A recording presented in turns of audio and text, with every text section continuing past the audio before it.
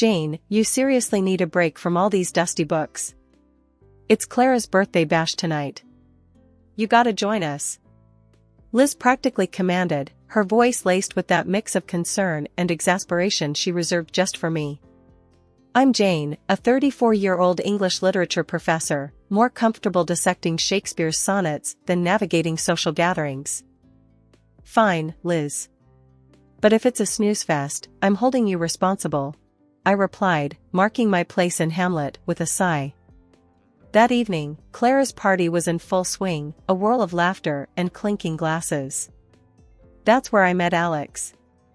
He was the finance guy, his world of stocks and assets as distant from my literary haven as could be. Yet, something clicked, a spark neither of us could deny. Shakespeare, huh? That's pretty highbrow. I'm more about the Wall Street Journal than the Globe Theatre, Alex joked, his smile infectious. I chuckled, the warmth in his eyes softening my usual reserve. Well, perhaps I can show you that literature has its own charms. Might even teach you a thing or two about the human condition, I quipped, finding myself surprisingly at ease. The conversation didn't skip a beat, flowing as smoothly as the evening breeze. Soon, our casual meets turned into late-night talks, and before we knew it, we were inseparable. The idea of us seemed as natural as the turning of pages in one of my books. Meeting Alex's mother, Elaine, was like stepping into a scene from a novel. She exuded warmth and elegance, her demeanor as inviting as the home she welcomed me into. Jane, dear, it's so wonderful to finally meet you. Alex hasn't stopped talking about you. I feel like I know you already, Elaine greeted me, her voice a soothing melody. It's an absolute pleasure to meet you too, Elaine. Alex speaks so highly of you, I responded, genuinely touched by her kindness. The day Alex came to visit my family home was a chapter on its own. The awe in his eyes was unmistakable as he took in the sprawling estate, the tangible proof of my father's success. Your family's place is something else, Jane. Your dad must have a Midas touch with investments, Alex remarked, his voice a mix of admiration and something else I couldn't quite place. He's done well for himself, indeed. The stock exchange has been kind to him, I replied, my pride in my family's achievements shining through. My parents embraced Alex with open arms, his charm and apparent adoration for me sealing his place in their hearts. The stage was set, our roles as the perfect couple cemented. The wedding was a dream, a celebration of love and promises of a shared future. The days following our wedding were supposed to be the happiest of my life. Instead, they turned into a relentless storm of heartache and dread. Dad, the strongest man I knew, was suddenly confined to a hospital bed, his strength waning under the cruel grip of cancer. The hospital's sterile, white walls became our grim reality, the beeping of machines a constant, unwelcome soundtrack.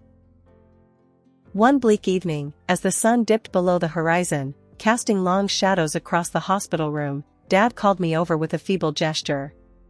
His eyes, once so full of life, now mirrored the fatigue and pain he was enduring. Jane, my darling, he began, his voice barely above a whisper, I need you to be strong. I've made arrangements for you, for after I'm gone. There's an inheritance, $2 million. It's yours, my dear. I want you to have a secure future. I gripped his hand, the cold reality of his words piercing my heart. Dad, please, don't talk like that. You're going to get through this. But before I could absorb the gravity of his revelation, Alex, who had been lingering by the door, stepped forward, his reaction sending a chill down my spine. $2 million, sir? That's quite a fortune. I mean, Jane, we need to think about how to manage this blessing, he said, his tone unsettlingly eager, his gaze not meeting mine. The days turned into an agonizing cycle of hospital visits and silent, tension-filled nights at home. Alex's demeanor had shifted, the man I had fallen in love with seemed consumed by thoughts of the inheritance, his warmth replaced by a cold, calculating distance. One night, as we sat in the dim glow of our living room, the silence between us thick and suffocating, Alex broke the stillness, his words like a cold gust in an already frigid room. Jane, we need to talk about the future, about the inheritance. Think about it, we could really turn our lives around. A luxury home, maybe travel the world. It's time to start planning, don't you think? He urged, his eyes not quite meeting mine. I stared at him, disbelief and anger swirling within me. Planning? My dad is lying in a hospital bed, fighting for his life, and you're here making plans for a future splurge? Is that all you care about, Alex? The money? He recoiled, as if my words were physical blows. No, Jane, you've got it all wrong. I'm just trying to look out for us, for our future. I didn't mean to. But his words rang hollow, the apology a feeble attempt to mask the naked greed that had seeped into his voice. In that moment, a painful truth began to dawn on me. The man I had vowed to spend my life with was a stranger, his thoughts not on the profound loss we were about to face, but on the financial gain it would bring. Life after Dad's diagnosis was like walking through a never-ending fog. My home, once a place of laughter and warmth, felt cold, the air thick with unsaid words and hidden agendas. Elaine, Alex's mom, came into our lives like she was the cavalry, ready to save the day. But her eyes, sharp and calculating, told a different story. Jane, honey, you're worn to a thread, Elaine said one evening, her voice smooth but with an edge that made me uneasy. Let me help around here. You shouldn't carry all this alone. I was too tired, too beaten down by the relentless waves of worry, to argue. Thanks, Elaine. I appreciate it, I really do, I replied, trying to muster a smile. But the real storm was still brewing, quietly, sneakily. That night, Elaine came to my room with a small bottle in her hand. Jane, you look like you could use some real rest. These will help you sleep. Trust me, she said, pushing the bottle of pills towards me. Something in her insistence set off alarm bells in my mind, but the promise of a few hours free from my racing thoughts was too tempting. All right, I'll give them a try. Thanks, Elaine, I said, though a part of me was screaming to throw the pills away. No sooner had she left than whispers from the living room reached my ears, a low murmur of conspiracy that pulled me out of my bed and towards the door. I cracked it open, the sliver of light from the living room casting long shadows on the floor. Alex's voice, usually so warm and loving, was cold, almost cruel. She's out like a light, Mom. Those pills knock her right out. We can talk business now, he said, a hint of glee in his tone that turned my blood to ice. Elaine's reply was a quiet, venomous chuckle. Perfect. Now, about that inheritance. Half of it is legally yours, you know. We're talking about a serious cash injection. I couldn't believe what I was hearing. These were the people who were supposed to be my family, my support. Instead, they were plotting like villains in one of the tragedies I taught in class. Alex's next words were a punch to the gut. Half? That's kids' play, Mom. I want the whole pie. We need to figure out how to get Jane to sign it all over. Once I have the cash, I can cut her loose. I stood there, my hand on the doorknob, feeling like the floor had just dropped away from under me.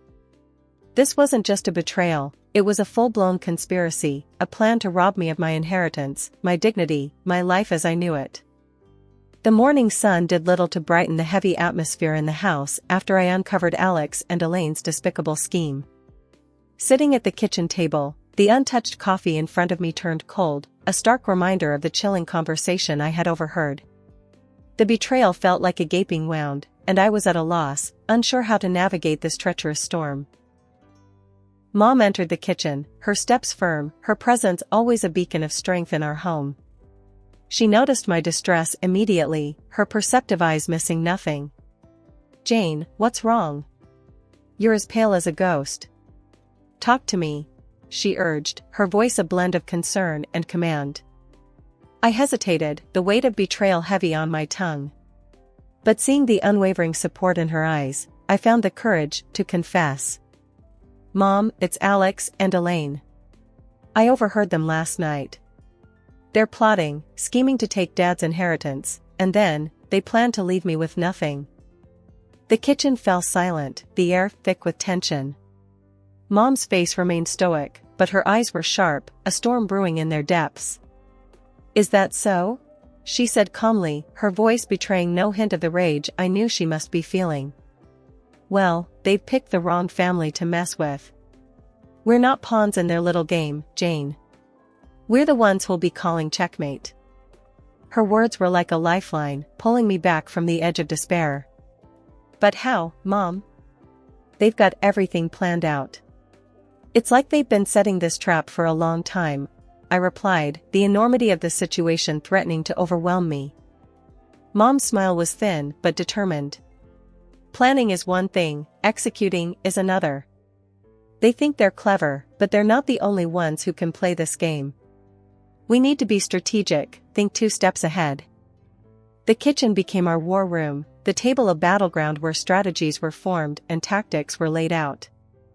"First, we need to secure your assets, make sure they can't get their hands on what's rightfully yours," Mom said, her mind racing through the legal labyrinths. "But Mom, the inheritance is huge, and it's all in my name. How can we protect it from them?" I asked, the problem seeming insurmountable. She gave me a look that was both fierce and reassuring. "We'll consult with the best lawyers, set up trusts, do whatever it takes. Your father didn't work his whole life for his legacy to fall into the hands of vultures." As the plan took shape, I felt a spark of hope ignite within me. "Mom, you're incredible. I don't know what I'd do without you." Her hand reached across the table, gripping mine with a strength that bolstered my resolve. "You're your father's daughter, Jane, strong and smart. You'll never have to face anything alone. Now, let's put our plan into action and show those snakes they've bitten off more than they can chew." The day of the will reading was like the calm before the storm. The notary's office was stark and formal, a stark contrast to the turmoil churning in my heart. Alex and Elaine were there, their faces poorly masked with faux solemnity, but their eyes, hungry and calculating, betrayed their true intentions. The notary, a stern-faced man with a no-nonsense air, cleared his throat, breaking the tense silence. "We are gathered here to read the last will and testament of Mr. James Harrington. As per his wishes, the contents of the will are to be disclosed in the presence of his immediate family." Alex leaned in, a wolfish grin barely concealed. "This is it, Jane. Our new beginning," he whispered, his breath cold against my ear. I stiffened, repulsed by his proximity and the implication of his words. Before I could respond, the notary began to speak, his voice formal and detached.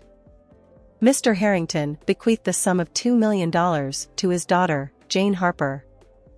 A gasp escaped Elaine, her facade crumbling for a moment to reveal the greed that lay beneath. Alex's hand twitched, a visceral reaction to the mention of the money. He was about to congratulate me, no doubt seeing dollar signs, when the notary continued. "However, it is also stated here that Mr. Harrington incurred debts amounting to $2.5 million. The room went cold. Alex's face drained of color, his earlier excitement replaced by shock and disbelief. Elaine's mouth opened and closed, a fish out of water, her plans unraveling before her eyes. "This can't be right," Alex stammered, his composure shattered. "There must be some mistake." The notary, unfazed, pushed forward a stack of documents. "I assure you, everything is documented and legal. Mr. Harrington's assets and liabilities are now passed on to his next of kin." Elaine's eyes darted between the papers and my stoic face. "But that means, half of the debt is Alex's responsibility too?" "Yes, ma'am. According to the law, marital assets and liabilities are shared," the notary confirmed, his voice devoid of sympathy. The revelation hit Alex and Elaine like a physical blow. Their dream of wealth had turned into a nightmare of debt. Elaine's earlier warmth vanished, her true nature, venomous and self-serving, coming to the forefront. "We're not paying for this. It's her father's mess," Elaine hissed, her earlier facade of the doting mother-in-law gone. Alex, desperation creeping into his voice, turned to me. "Jane, we need to sort this out. You can't let this happen." I looked at him, the man I once loved, now a stranger driven by greed and deceit. Sort this out? Alex, you made your intentions clear.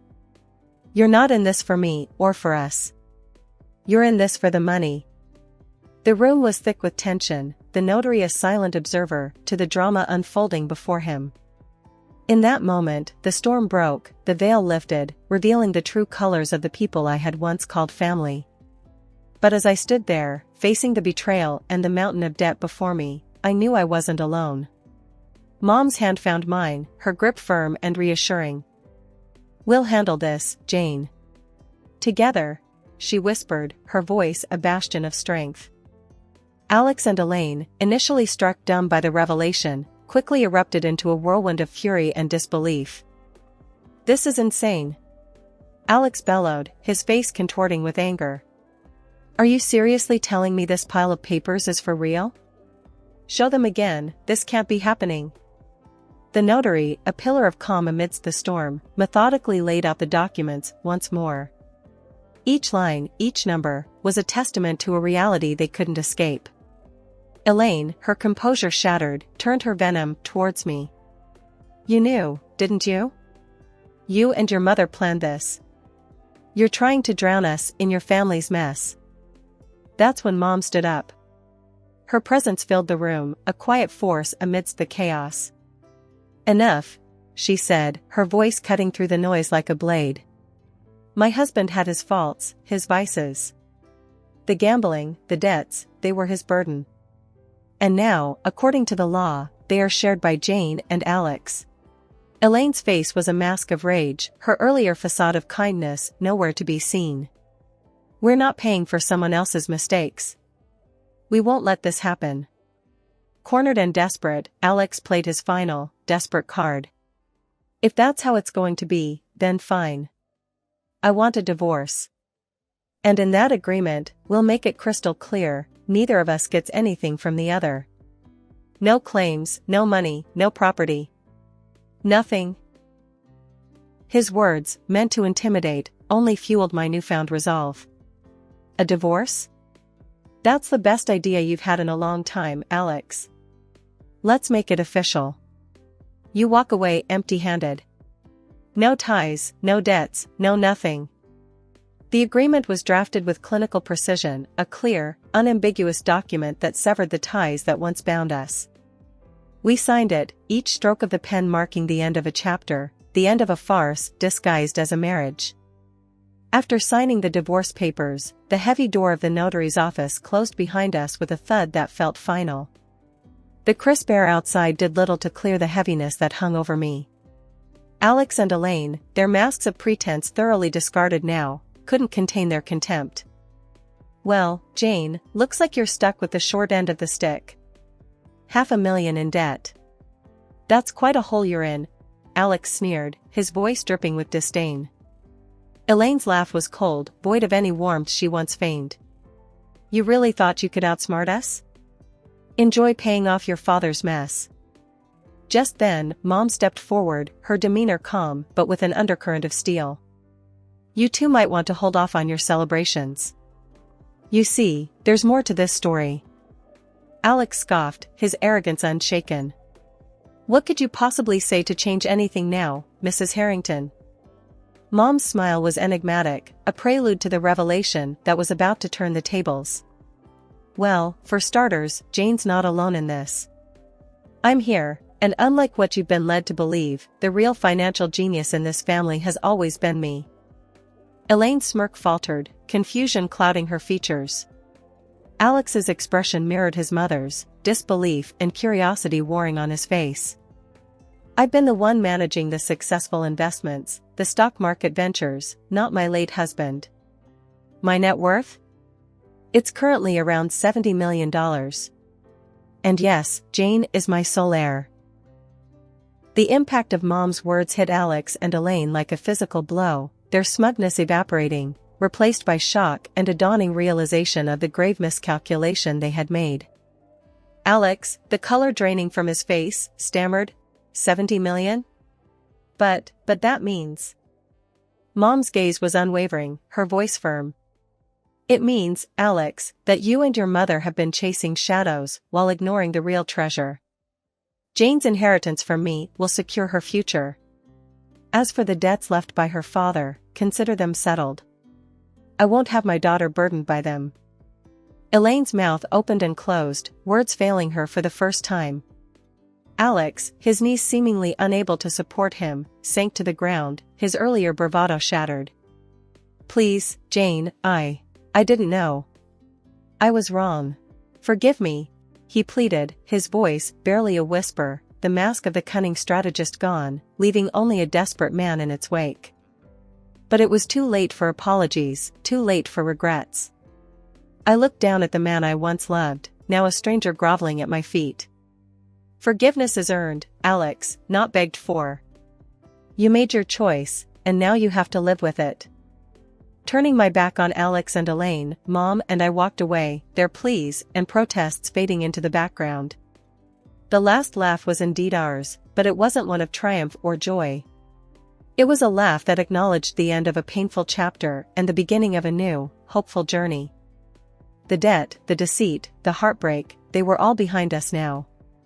Ahead lay a path of healing and rebuilding, with the strength and wisdom of a bond that no storm could break. The last laugh was a promise of brighter days, of a future where the shadows of the past no longer loomed over us. It was the laughter of freedom, of liberation from the chains of greed and betrayal. And as we stepped into the light of a new dawn, it was the laughter that heralded the beginning of a new chapter, written on our own terms, in our own time. The dust had settled, and the dawn of a new day brought clarity and a profound sense of peace. My life, once entangled with Alex and Elaine's deceit, was now my own. Yet, the echoes of their betrayal hadn't faded completely. Alex, in a last-ditch effort to salvage what he had lost, showed up on my doorstep, his eyes hollow, his stance one of desperation. Jane, please, you have to listen to me. I was wrong, terribly wrong. Can't we just start over, forget all that happened? He pleaded, his voice a mix of regret and fear. I looked at him, the man I once thought I knew, and felt nothing but detachment. Start over? After everything you did? Alex, you don't seem to understand. It's over. There's nothing left to say. Before he could respond, a sharp knock interrupted our standoff. Two men, faces stern and purposeful, stood at my doorstep. Are you Jane Harper? We're here about the debts your husband accrued. He's been borrowing money, making some risky deals, and it's time to settle up. The news didn't shock me as much as it might have before. Alex's capacity for deception seemed boundless. But I was prepared, the pain and betrayal I had endured had forged a resilience I never knew I had. I invited them in, offering a seat but not comfort. I understand this is a difficult situation, but I'm afraid you're knocking on the wrong door. Alex's face went pale, his eyes darting between me and the creditors, the reality of his situation sinking in. I calmly presented the divorce papers, the ink dry but the words echoing the finality of our severed ties. As you can see, we're no longer connected legally. Any debts he incurred are his and his alone. We made it explicitly clear in our divorce agreement, no claims on each other's assets or debts. The creditors scanned the documents, their expressions turning from frustration to understanding. Seems like you've got everything in order, ma'am. We're sorry to bother you. We'll take this up with Mr. Alex Harper directly. As they stood up to leave, Alex reached out, desperation clear in his voice. Jane, please, you can't let them do this. I'm ruined without your help. I looked at him, a man drowning in the consequences of his own greed and deceit. Alex, you made your choices. Now you have to live with them. It's time you faced your own storms. With the closing of the door, the chapter of Alex and Elaine finally ended, their presence in my life nothing more than a harsh lesson learned. The dawn of this new day wasn't just the rising of the sun. It was the rising of a stronger, wiser me, a woman who had weathered the storm and emerged not just intact, but empowered.